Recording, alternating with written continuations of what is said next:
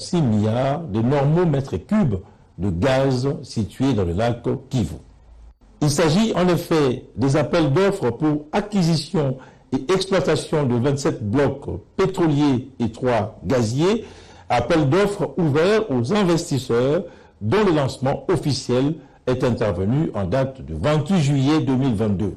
Pour le gouvernement congolais, cette démarche s'inscrit dans la dynamique d'industrialisation et du développement du pays, et cela à travers l'exploitation, la transformation et la valorisation de ces ressources naturelles d'une manière éco-responsable. Concrètement, le ministre congolais des hydrocarbures, Didier Boudimou, estime que ces appels d'offres vont donc permettre à la République démocratique du Congo non seulement de développer son industrie pétrolière et gazière, mais aussi de contribuer au développement socio-économique des populations congolaises. C'est une réelle opportunité, dit-il, pour favoriser la création d'emplois, la fourniture d'électricité en vue d'améliorer les conditions de vie des populations congolaises. Il s'en suivra à coup sûr des investissements de diverses natures à caractère social.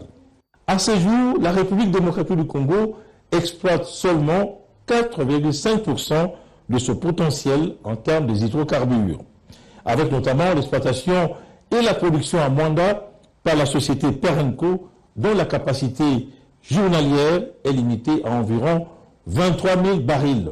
Il faudrait noter que malgré la contestation de certaines organisations internationales qui militent pour la protection de l'environnement, le gouvernement congolais maintient sa ligne de départ.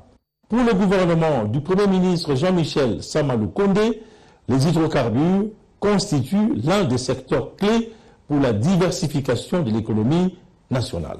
Si les hydrocarbures contribuent aujourd'hui autour de 8% dans le budget général, il s'avère que les opérations en cours peuvent donner lieu à une explosion des recettes publiques.